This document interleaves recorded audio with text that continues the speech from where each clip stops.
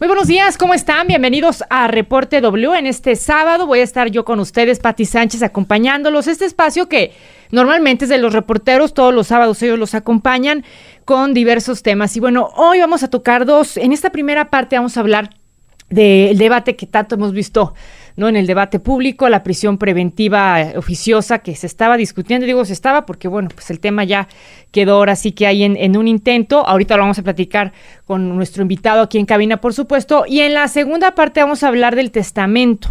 Va a venir el presidente de notarios del Colegio de Jalisco para hablar de este tema que también es propio del mes de septiembre. Pero vamos a iniciar con el primer tema. Me acompaña aquí en cabina el abogado Luis Campos Carriedo. Es también académico de la Universidad Panamericana. ¿Qué tal? Bienvenido, mucho gusto. Hola, Pati, ¿qué tal? Mucho gusto, es un placer saludarte.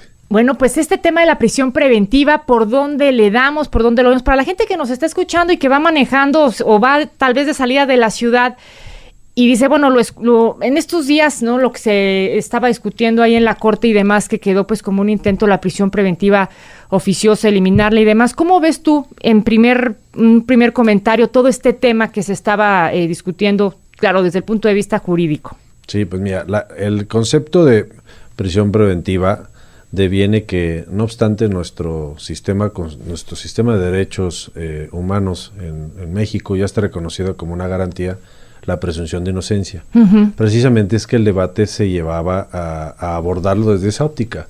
Si es que una persona es inocente, ¿cómo es que mientras tiene que quebrantarse la presunción de inocencia por parte del órgano acusador, como lo es el Ministerio Público o de cualquier fiscalía estatal o federal, uh-huh, a pesar de esa inocencia es que va a estar privado de su libertad? Claro.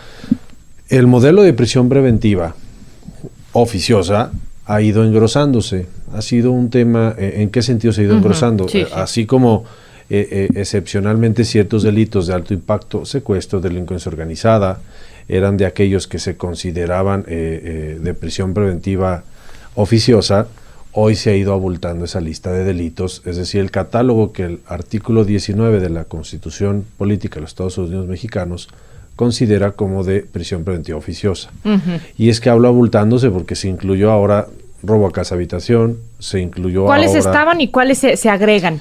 Pues mira, a grosso modo estaban los de alto impacto. Ok, de ¿no? alto impacto. Delincuencia organizada, ¿no?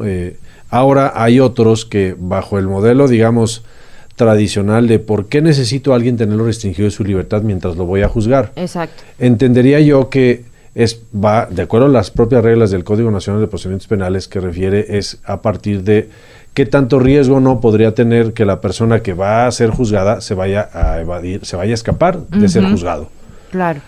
En ese hacer la lista más grande por temas complicados como son de percepciones de inseguridad uh-huh, o lo real que percibimos de inseguridad, es que haces más delitos que van ocurriendo en lo cotidiano que los vas incluyendo en esa lista. ¿Qué hicieron? Por eso se engrosó, ¿verdad? Creció, claro. Delitos en materia de hechos de corrupción, en ciertas hipótesis, está por ahí un tema de opinión, el delito de robo a casa habitación, uh-huh, la defraudación fiscal, o sea, el fraude, la omisión de impuestos de parte de un empresario, también. Todos que somos contribuyentes en ciertas escalas de montos, uh-huh, está incluido, los temas de los factureros. Sí.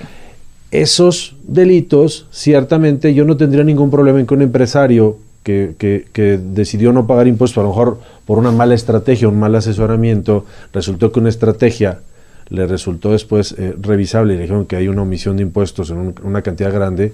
Pues el señor está en un restaurante y nos lo encontramos, no vamos a tener ningún problema. No uh-huh, es una persona sí, en sí peligrosa por el delito que va a ser juzgada. Claro. Pero pensemos en alguien que va a ser juzgado por secuestro. Ese pues sí, por supuesto. Ahí sí es ese debería ser el ¿no? modelo para incluir aquellos delitos que en función de la peligrosidad, y no un modelo que sea un beneficio para las personas que están en el poder por medio de los aparatos legislativos, uh-huh, para que aquellos delitos que tienen una mucha incidencia social, entonces los lleves a incluirlos en la lista de prisión preventiva oficiosa con el propósito de vender una percepción de que las personas que están en prisión están siendo castigadas. Exactamente. Cuando hay una presunción de inocencia.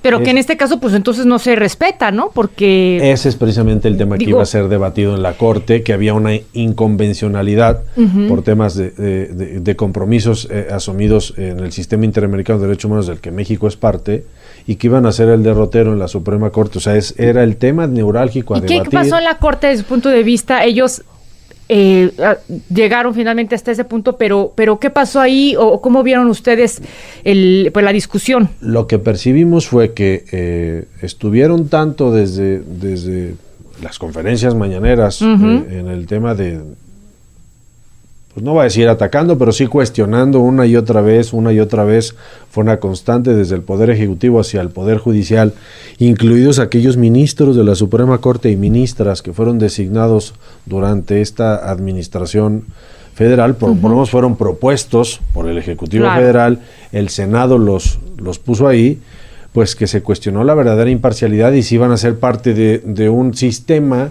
que viene corrupto por el pasado y por las teorías conspiracionistas neoliberales, que es lo que tenemos escuchando todas las mañanas, ¿no? Exactamente. Ese fue el tema que llevaron y además de lo cuestionable que sea el que un poder autónomo ataque a otro, porque en realidad hay autonomía, ese es el anhelo de todos. Bueno, pareciera que no, como lo vimos, pues... En la decisión de la Corte que se necesitaban de 8 de 11 ministros, pues no se juntaron y es más, el ministro que había propuesto... Retiró el proyecto, el proyecto, justamente. Entonces, ¿Cómo era el proyecto de él, de Luis María Aguilar, que finalmente pues era lo que estaba ahí sobre la mesa, lo terminó retirando? Yo creo que, a ver, no había cierta empatía o no hubo lo que buscaba él del eco con sus pares ministros y que... Si finalmente ibas a ser derrotado y la tendencia mayoritaria, porque al final por eso la Corte tiene 11 ministros, las decisiones son por mayoría y las salas están integradas por 5, las decisiones son de 3 contra 2 por mayoría. La idea es que siempre hay un número impar a efecto de que se rompan los criterios de empate, pero que pues no encontró eco en aquello que se divulgó previamente a la sesión de la Corte y que... Viendo esa postura, pues mejor decidió retirarlo. Vamos a ver en esa prisa o no prisa que tenga la Corte en sacar el proyecto que recoja aquellas opiniones que fueron realizadas por los demás ministros y ministras en esas sesiones y entonces pues lograr un nuevo proyecto que se acorde a lo que hay la sensibilidad. Yo en lo personal, por lo menos sí creo que debe existir el modelo de prisión preventiva. Pues llámale oficioso justificada. La parte del oficioso lo que dicen es que le ponemos en bandeja de plata el trabajo ministerial, porque en realidad el único facultado para pedir la prisión preventiva, mientras no sea oficiosa, justificada, sería el Ministerio Público, pero en aquellos que en automático, sin mayor discusión, que por estar incluido preventiva en un tema de texto constitucional, el juez no tiene de otra. Ese es el tema que a lo mejor... valdría la pena ¿Qué modificaciones tendría que tener para que no toda la gente que comete algún delito y en lo que desahogan si es inocente o no, pues va a la prisión, ¿no? Prisión preventiva. Tendría que ser bajo el modelo de una reforma constitucional, no hay de otra. Si ya está incluido un texto constitucional que un delito es de prisión preventiva oficiosa, ciertamente no tiene margen de maniobra ningún juez de control. Exacto. Y entonces, forzosamente, al vincular a proceso a una persona, esto es, cuando el juez decide que la información que el Ministerio Público le presentó fue lo suficiente para juzgar y llevar un procedimiento penal a esa persona, lo vinculan a proceso. Pero el tiempo que le tome su defensa, si es un delito de prisión preventiva oficiosa, va a estar siendo juzgado en prisión.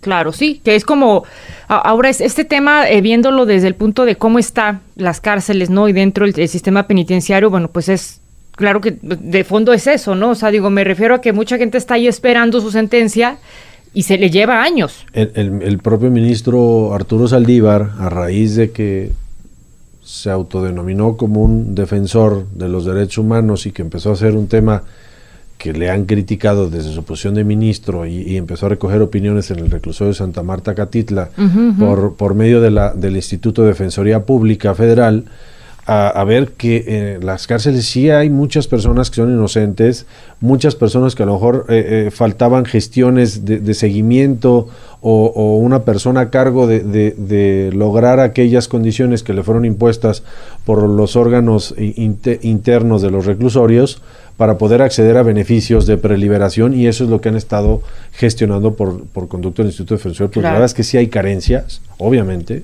Hay muchas personas que están ahí que no saben qué ha pasado con su asunto en años. En aquellas personas que estén siendo juzgadas bajo el modelo de justicia que lo conocíamos como el tradicional. El anterior, ¿verdad? El antiguo sistema de justicia. Que lo tenemos ahorita a la par del actual que empezó en 2016. O sea, cuando vino la declaratoria de inicio de vigencia del sistema penal acusatorio. Y en esta parte ya en la práctica, ¿cómo los abogados lo tratan? Porque digo, si cómo tratar un caso o convertirlo en nuevo sistema. O sea, yo creo que ahí no sé qué. De hecho, no es que lo podamos convertir. A partir de esa declaratoria en los artículos transitorios se contempló que aquellos asuntos iniciados bajo el esquema del sistema tradicional continuarían hasta su conclusión en él.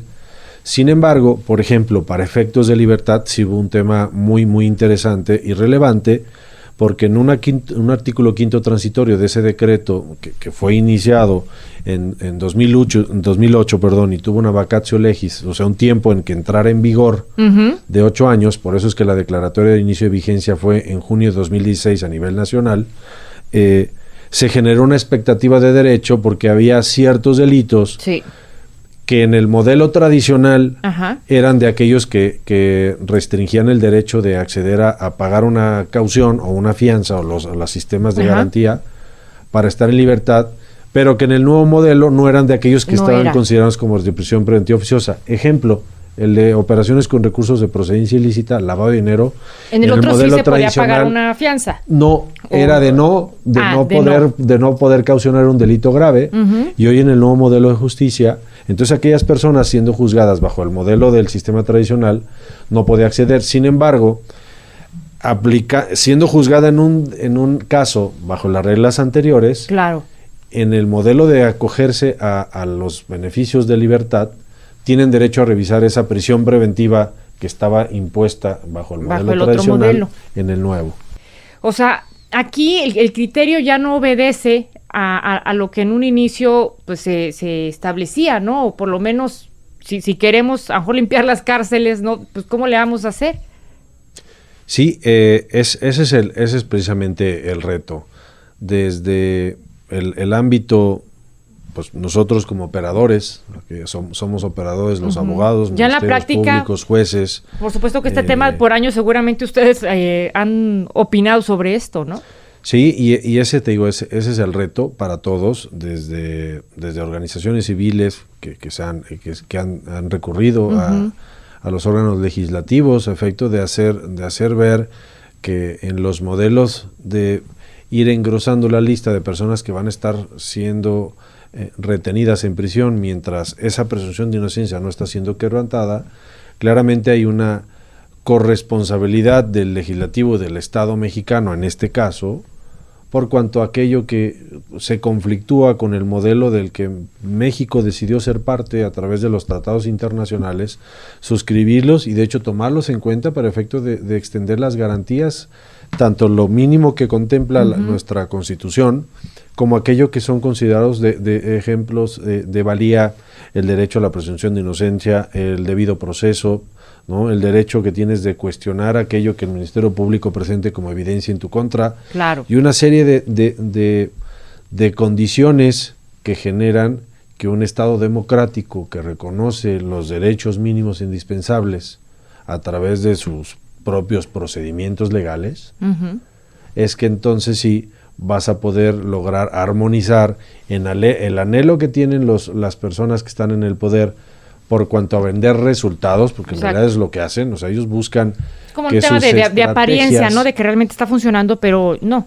Que sus estrategias de acabar con corrupción o de meter a las personas delincuentes a la cárcel, pues metiste a un inocente a la cárcel mientras él, por más ilógico que suene, tiene que venir aunque sea inocente, pues la sensación que todo el mundo tiene es que vas en contra de la corriente y que por más presunción de inocencia, tú estás probando que eres inocente, cuando debería ser al contrario. La carga de la prueba viene del órgano acusador, que es el Ministerio Público, pero si a eso le sumas que luego hay casos en que tienes jueces a modo, donde tienes a jueces que son comparsa de aquellas deficiencias que pueden existir, pues va a ser imposible, ¿no? En una investigación ministerial, pues ese es el reto para la defensa y para el acusado, el acusado desde prisión, con las limitaciones que ello le va a generar en su economía, en lo emocional, y luego viene la consecuencia también que sufre la familia. No solo sufre la persona privada de su libertad,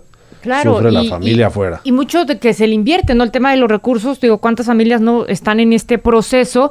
¿Cuánto llega a pasar a una persona así en prisión, ahora sí que tratando de demostrar su inocencia y que muchas veces al final, pues no era, ¿no? O sea, digo, en los casos, en la práctica, de acuerdo a su experiencia, ¿qué ha visto en esta parte?